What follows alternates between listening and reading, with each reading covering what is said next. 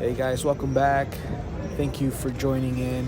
Today, I just kind of did spend a day with the AP.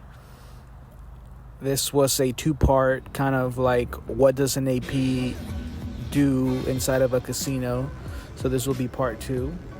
Part one was in the morning. We got this really cool bonus on Genghis Khan, but it was really only $5. If I would have hit any substantial amount of anything on that, it would have been pretty much a free roll. Because before that, I only made like $10 doing AP. And to me, what AP means is just going around, checking the machines, and basically any cycle that anybody else didn't do, you finish it, right? I mean, it is the same with the poker machines, the Ultimate X Video poker machines, as it is with all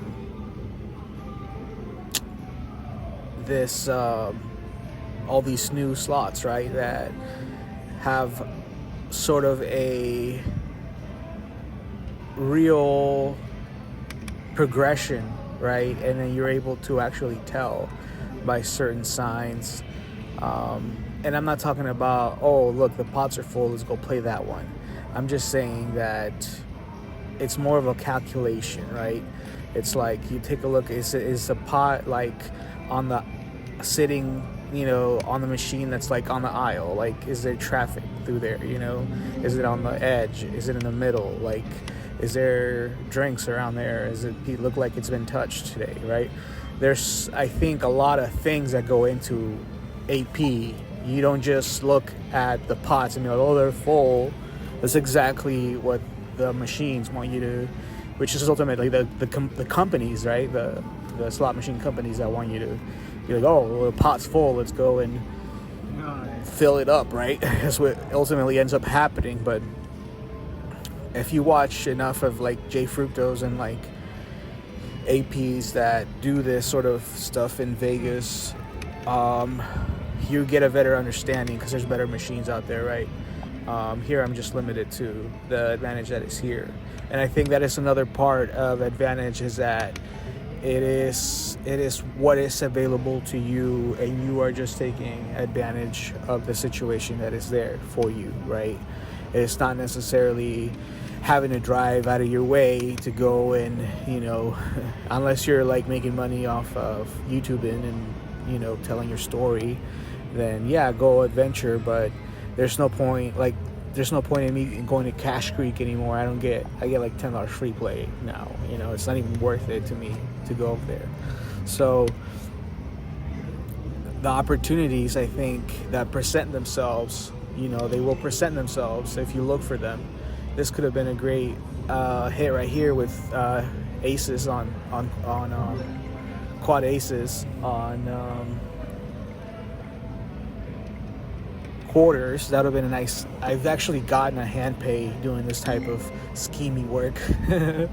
I've gotten a $2,000 hand pay hitting aces with a kicker on double quarters. So I mean, it can be done. I don't think they can program like the actual, probability of the cards coming out of existence, right? I think that the game is a game, and especially with video poker, like, any hand is a possibility, right? But I do this a lot, and I rarely get anything big. I got that one hand that one time. Honestly, when I've played more thoroughly, just my money, that's when I've gotten more, a lot luckier. So, anyways, I'm just building my bankroll here. I got up to $80, and now I'm at 70. I go down to 50, and then I start playing some 100 play. So that is minimum bet $6 with the multiplier, which like never went off. I played and played and played. I probably played like $100 before anything came on.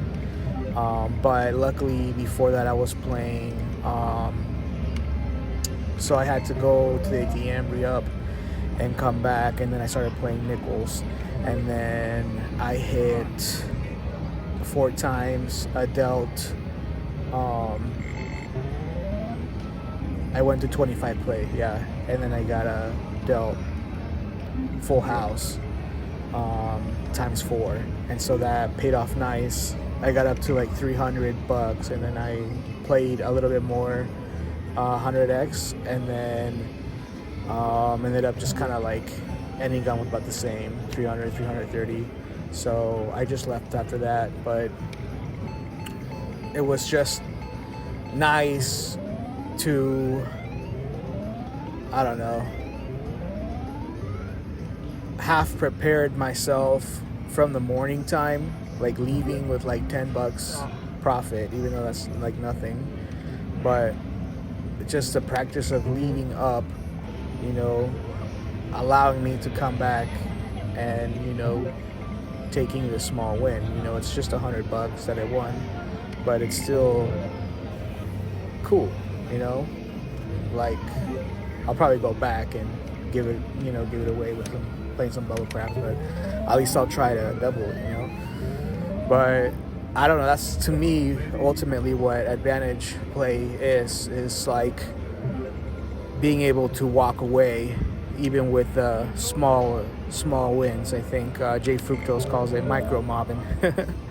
And not that any guy wants to be micro anything, but I understand the logic. It's like, you know, even just the practice of leaving with like the smallest amounts of money allows for that to happen with the bigger amounts of money. You know, how many times have I been in there, won $1,000 and given it right back, thinking I could do it again and again, right?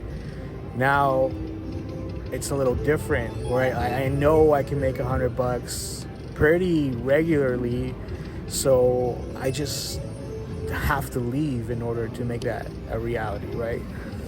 And so anyways, I was checking out this slot. This one did have a bunch of like coins and stuff in the pot, and I kind of liked how it played. You could play down to 48 cents, 68 cents, 88 cents, and it just seemed cool. It was a cool machine. I broke even, and I got a chance at that little pot thing. So yeah, I mean, I'm not gonna sit here and be like, oh, if you know, play the ones with the filled pots, that's advantage play. Like, no, it's a lot more than that. It's more of a calculation, you know. I think like, well, what time of day is it? Have people been coming in? What day of the week it is? Have people, you know, is it busy? Like, have people been coming and playing? And people play that machine, like this one, right? Like, this was on the edge, and I like playing machines on the edge there like that with big coins. And you know, and I took this win because it's like 4 times my bets, or 5 times or whatever. That's good. What do you expect? You know, like, if you're betting $80, then that would be like $500 right there. That'd be a nice win, you know. But a lot of people will be like ashamed of taking that $5 win. But I mean, I played enough to know, like, you know, any win is a good win. I can go and play this, you know, $6 on this machine, and, you know, hit a nice quad here, right, and make something happen. But ultimately that kind of happens. But it did. I had to switch to 25 play on nickels, like I said, and yeah, then it was nice. I made like $100 or whatever. But tell me what you would have done with that hand. It was double, 4 times multiplier, 3 4s, and then 2 5s. So I should have taken the 3 4s and possibly gotten like a nice like quad, you know, times 4. That would have been sick. 800 nickels times 4, you know, 3,200 nickels, and then however many times that happened, right, or whatever. But it would have been nice. But I just like realized, like, just take the win, man. Like, a full house is a pretty freaking good payout, and then multiplied times 4, like, that's on nickels, like, that's a no-brainer. And, you know, ultimately, once I saw that, I was like, oh, $100 profitable. I was like, all right, cool. That was the right move because I could have not gotten any quads at all. Yeah, that's pretty much all I wanted to say.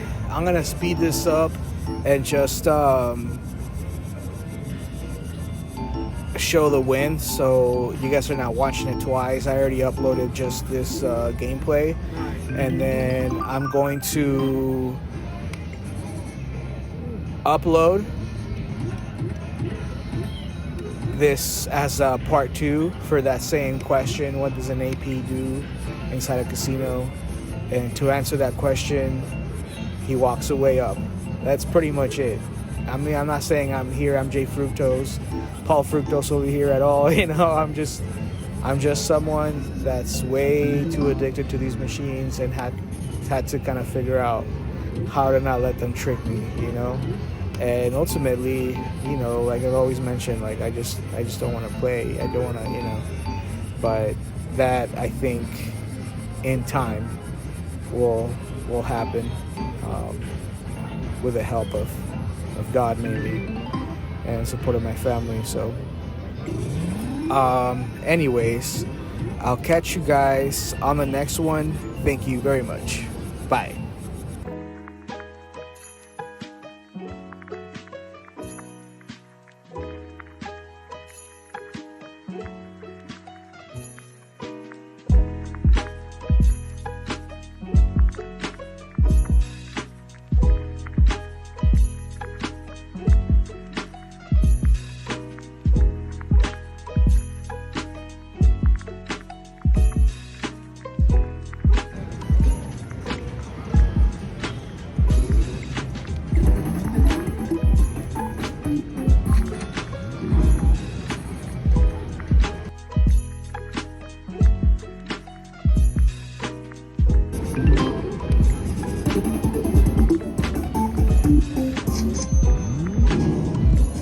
Let's go, baby.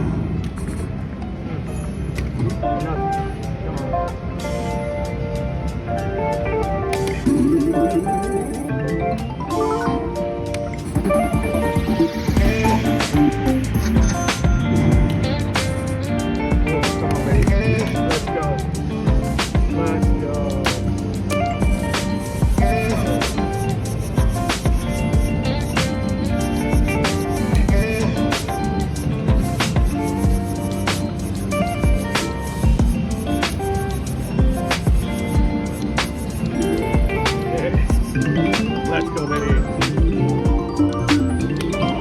Yeah. Should have done that.